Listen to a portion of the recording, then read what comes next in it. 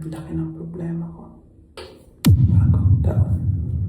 Hindi ko akalain na magkakaproblema ako kaagad ngayon na unang araw.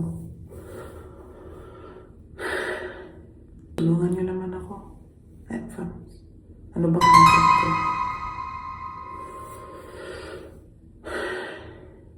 Ito yung problema ko.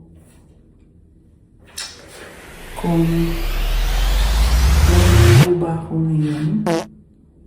Pero ang lamig kasi eh. Ang lamig sa labas. 2 degrees ngayon eh. So iniisip ko kung maligo ako or bukas na lang. Okay naman siguro kung bukas na lang. No? Skip na lang muna ngayon. Ayaw, di ma!